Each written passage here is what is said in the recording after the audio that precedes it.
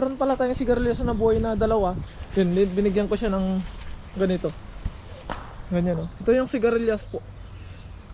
Pwede kayong lumabas for free. Gumala muna kayo hanggat gusto nyo. Yan mga katunying, gagala muna sila.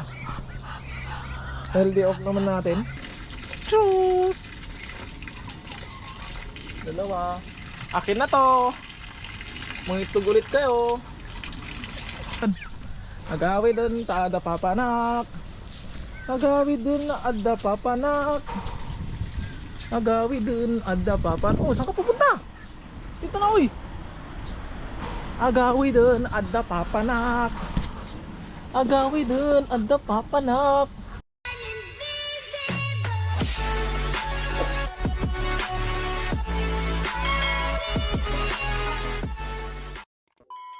So what is up mga katunying, magandang umaga po sa ating lahat. At syempre welcome back sa ating YouTube channel. At kung ngayon pala kayo napadpad sa aking YouTube channel mga katunying, inaanyan ko po kayo mag-subscribe at i-click na notification bell para ma-update po kayo sa mga susunod pa nating video. At syempre for today's video, nandito na naman tayo sa ating mini garden para gawin ng ating mga daily routine mga katunying. At good morning kay Indo. Good morning mga idol. Inantok po daw siya. Kaya ngayon mga katunying ay nandito na tayo sa ating mini garden at inumpisa na po nilang magdamo. Bali ang nakatoka ngayon ay si Kuya Ariel, siya yung magdadamo ngayon. Dahil ako na po yung nagdamo nung nakaraan. Dahil sa pagdadamo po dito sa garden natin mga katunying, alternate po kaming dalawa. Pagkatapos ko ay siya naman, tapos pagkatapos niya ako naman, ganun. And then titignan natin yung lambat natin mga katunying. Dahil hindi na ako natatakot, excited na ako kanyo.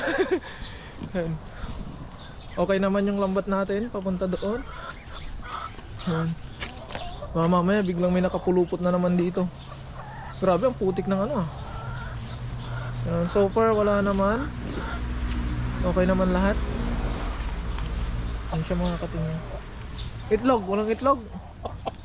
Walang itlog ng manok. Bali tuyo yung dito. Ay meron, may isa. Ay ba't brown? Hindi puti. Oh iba to brown ah. Brown egg. Yung brown egg yung nilabas ng manok natin mga katunying.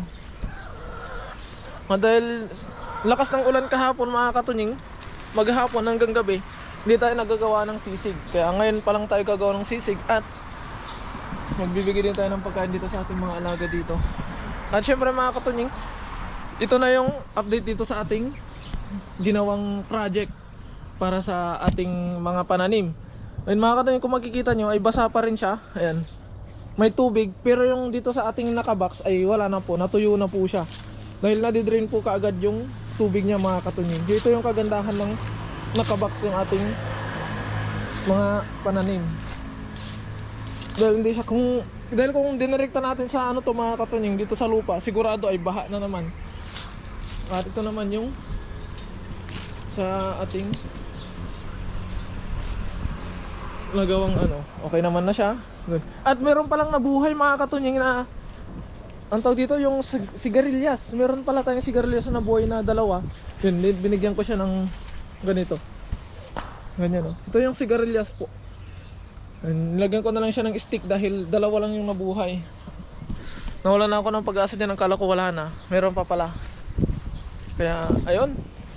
Bali yung nahuli nating ahas kahapon mga katunying, na mas malaki, na dihamak na mas malaki kaysa yung nahuli namin nung una, ay sinurrender namin tulad nung ginawa namin nung unang nakahuli kami, nakasama yung amo. Dinala ko sa factory mga katunying, tapos tumawag yung amo sa government, then yung government pumunta dyan sa factory para pick upin yung ahas. At sabi nila mag-asawa daw yun mga katunying. Kaya napitikan ko ng konti, na-videoan ko ng konti yung kanilang paghuli o kanilang pagkuha doon sa ano, doon sa ahas mga katunying na nahuli natin nung turn over na natin sa kanila. Kaya ito mga katunying, panoorin niyo itong saglit.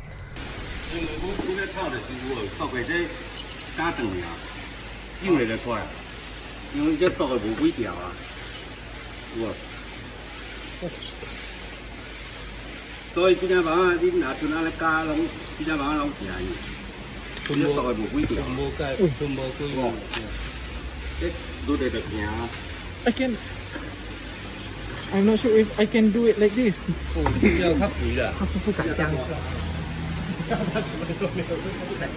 那就要买手套给他，那才 Because when I get this one is my 来照一下，这有没有1.5公尺？有哈。你看这个长毛啊，这些东西， sa piguan. 也低派，它是那个是这样子1.6米有了，你最少有1。 Kaya ngayon mga katunying ay gagawa na tayo ng sisig para mapakain na natin ang ating mga alagang. Wow, ginawa pa akong basahan. Gagawa na tayo ng sisig para mapakain na natin sila. Ikot-ikot si Dea para magtingin ng avocado. Dikit banget Tot. So many lang.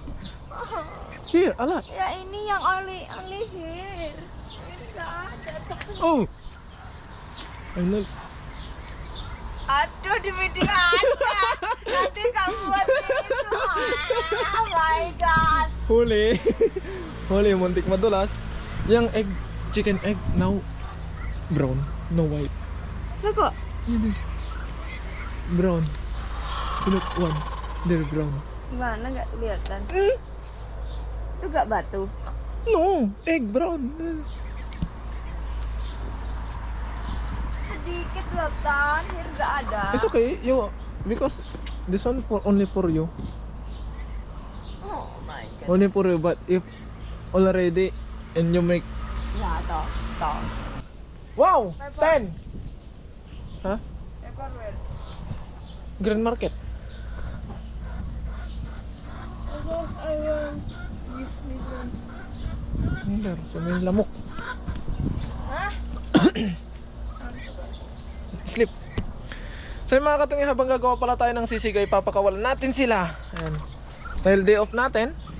Ayan. Pwede kayong lumabas for free. Gumala muna kayo hanggat gusto nyo. Ayan mga katungi, gagala muna sila. Dahil day off naman natin. Pero mamaya papapasukin natin sila dahil tayo ay merong pupuntahan. Bali, kasama natin si Kapeng yung mangisda mga katungi. Pupunta tayo Kapeng nyo para makakuha tayo ng pang-ulam. Sasama tayo mangisda kay Bossing. Matagal-tagal na din kami hindi nakapagsama ni Bossing, lalo na sa pangingisda. Dahil sa hindi magkatugma yung oras namin mga katunying. Hindi pares yung oras ng available time namin, kaya madalas nakatutok na lang kami sa mga garden namin. Minsan may pasok siya, wala akong pasok. Minsan naman meron akong pasok, wala siyang pasok, ganun. Kaya hindi nagkakatugma. Kaya ngayon simulan na natin mga katunying ang paggawa ng ating sisig. Dahil pagkatapos natin dito sa ating daily routine ay tayo naman ay pupunta kay Kapengyo. Let's G! Mga katunying! Oh! Laki! Bilisan na natin to dahil punta tayo kay Kapengyo. Makikikapi tayo ulit.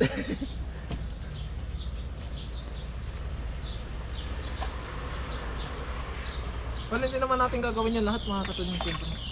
Yung kayang ubusin lang ng ating mga alagay. Naku po, putik. Putik! Yung kayang ubusin lang ng ating mga alagang ating gagawin. Siyempre. Dahil lahat ng sobrang nakakasama. Ika nga nila. At ang kukunin lang natin dito mga katunying is yung mga ano lang, malambot lang.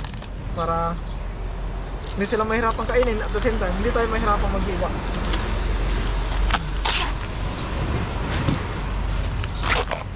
Dati mga katunying, takot na takot ako sa ahas nung tawag dito. Nung first time kong makaano ng ahas dito sa cage natin. Ganon din nung ako mismo yung humuli mga katunying, nangingibabaw din yung takot. Dahil siyempre, alam naman natin na ang ahas ay isa sa pinakadelikadong nilalang. Mga katunying. Isang maling hakbang mo lang ay buhay mo nakataya sa paghuli ng ahas. If you want, give me again for free.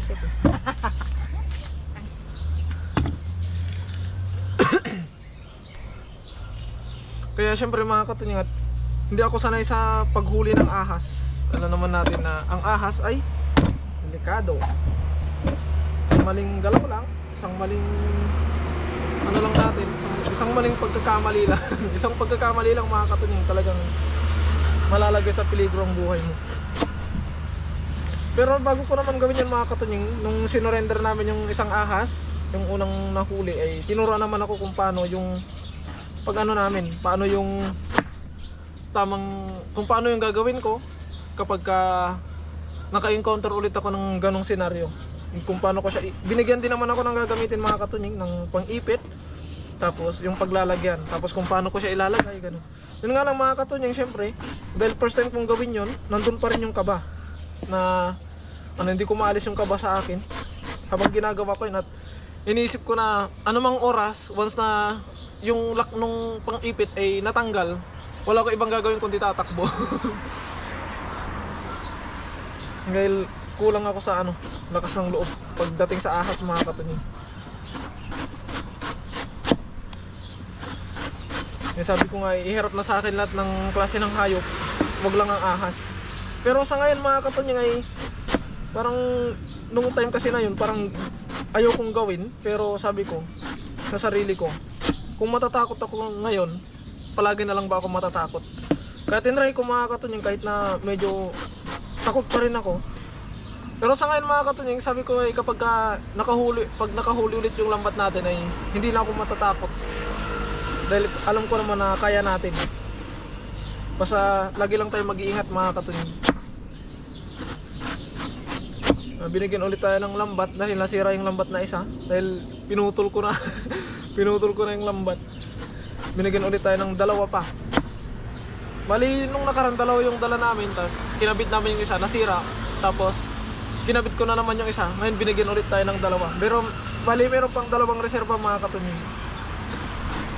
Mga katunying, bali tapos na tayo naghiwa. Ayun, hindi na natin pinakita lahat yung buong paghihiwa natin mga katunying dahil medyo matagal-tagal. Kaya ngayon ilalagay na natin tong ating kanin para ma-serve na natin. At lalagyan muna natin ng darak, tapos doon na natin imemekos-mekos sa loob mga katunying para kasi titignan natin yung mga pato natin kung nasaan na sila dahil nandito yung tatlo. Ayun yung tatlo. Ayun yung tatlo mga katunying. Kaya ngayon ilalagyan ko na ng darak, tapos pasok na tayo dun sa pulungan nila para sumunod na sila mga katunying. Susunod yung mga yan mamaya. Ito yung ating darak. Ito yung ating DIY. Lagyan lang natin ng dalawang takal. 1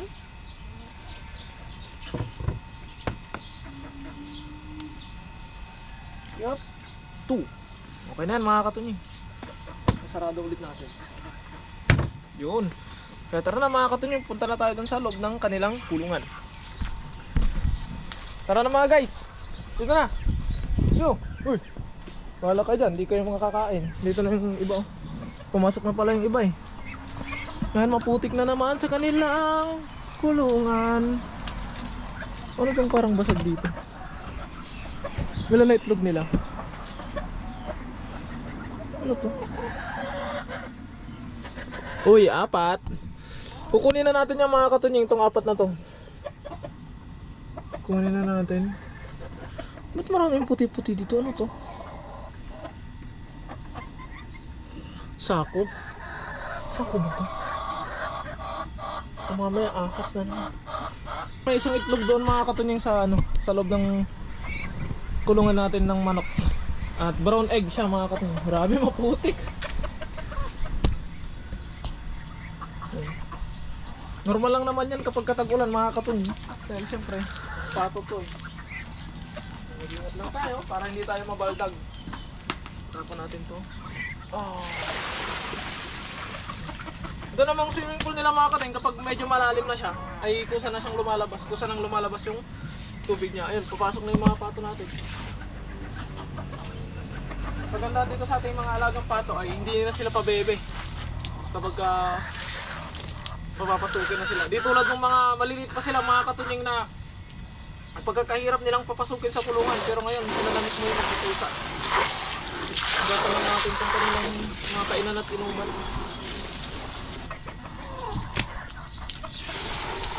Grabe, parang kinulig-lig yung sarili nila.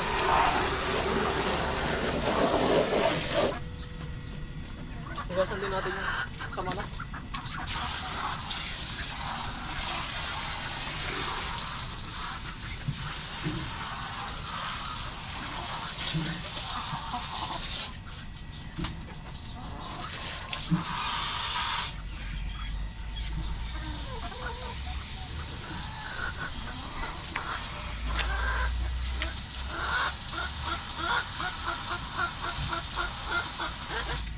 Excuse me. Hugasan ko lang ano. Tabi-tabi. Excuse po.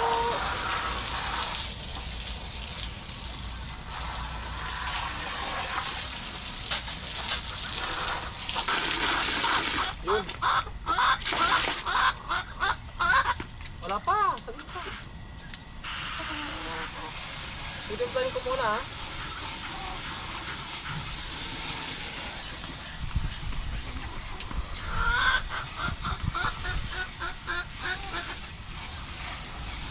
Hindi lang.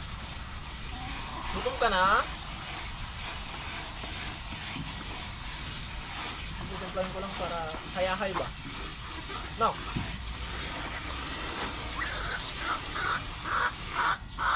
Haluin ko lang. Ah.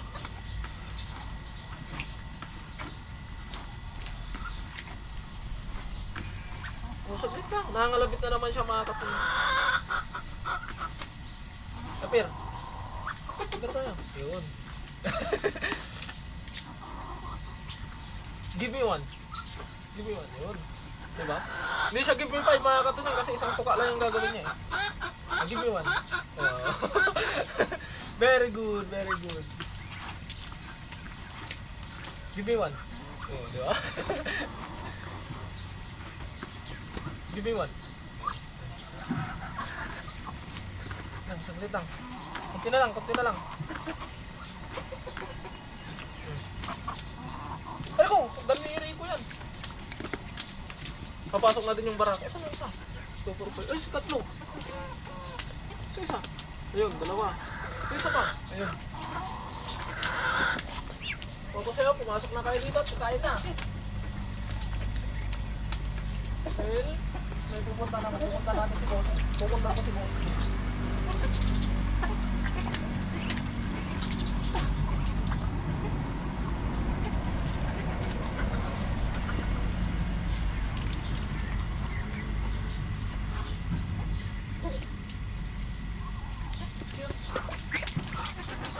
Mga katulad, may pagkain naman na dito pero gusto na namang magpabebe ng bibi natin.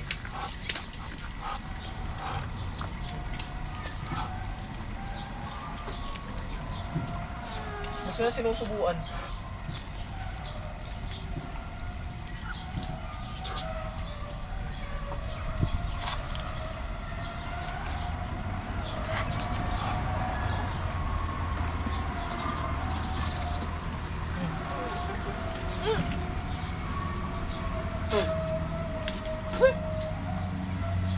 Pati ako pinakain niya eh. Lasang darak. Pasok na ba lahat? Wala pa isang inahin ah.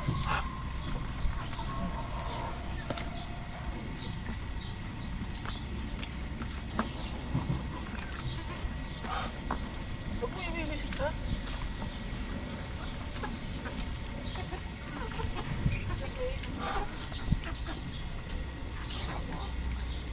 Kasi may tali dyan.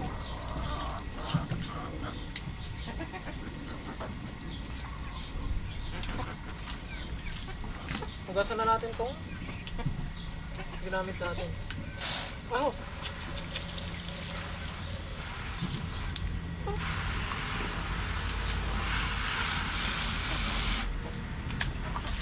Yun! Hugasan din natin kasi masyado lang maputik.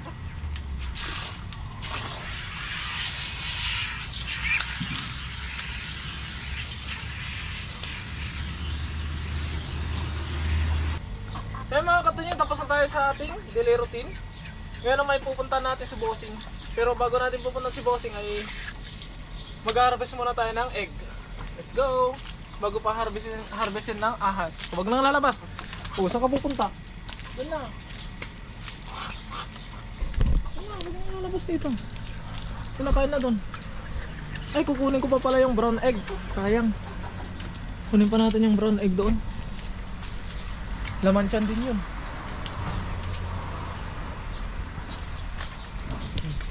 Kuha tayo ng panungkit. Nandun yung brown egg mga katunyo. Mamumulot lang tayo ng brown egg.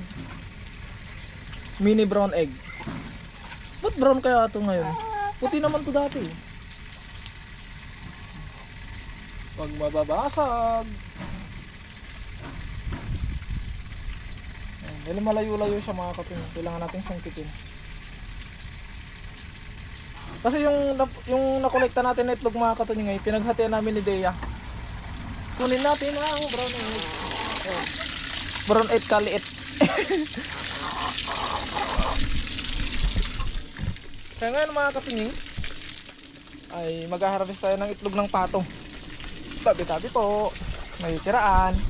4 na itlog ng patong. Unahan na natin ang snake. O, silipin natin baka mamaya mayroong ano. Shoot! Dalawa. Akin na to. Mangitlog ulit kayo.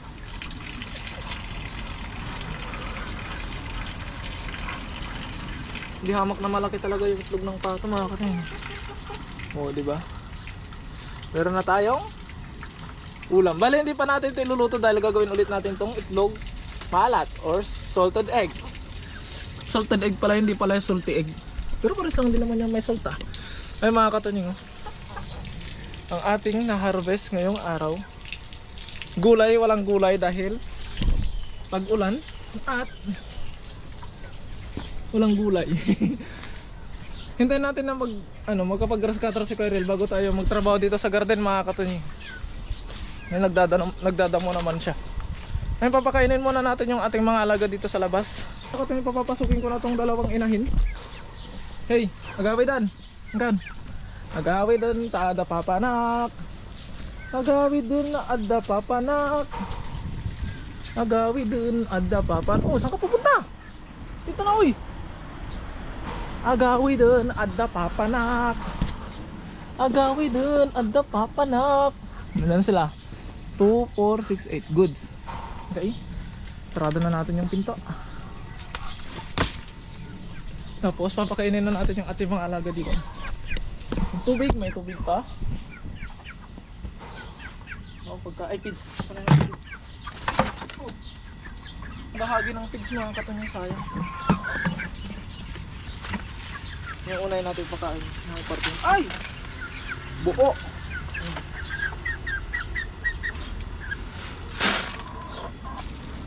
Kasi angot na bang liit ano?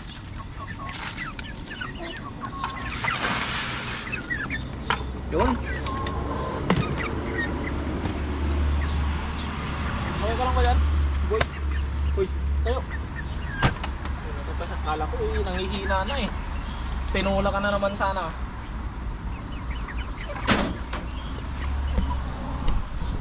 Kaya ayun mga katunying, bale tapos na ang ating daily routine. At nagawa na natin ang ating mga dapat gawin. At wala pa tayong gagawin dito sa ating garden. I mean, marami tayong dapat gawin dito sa ating garden mga katunying. Pero sa ngayon, hindi natin magagawa dahil maputik mga katunying dito sa ating garden. Tulad ng paglalagay natin ng pagtatanim ng okra, hindi natin pwedeng gawin yung ngayon dahil makunat o nakulbat o malagkit. Ganun. Basta yun. Yung lupa dito sa ating garden at tubig pa. Dahil nga sa 2 araw na umulan mga katunying. Kaya ngayon ay sasama tayo kay Kapengyo ng mangisda para meron tayong stock mga katunying. Dahil matagal-tagal na kami hindi nakapangisda ni Kapengyo. Kaya ayun mga katunying, hanggang dito na lamang muna ang update dito sa ating mini garden. At maraming salamat po sa walang sawa nyo pong suporta sa akin at sa aking mga nakakasama. Mag-ingat po palagi mga katunying and God bless po. Bye bye.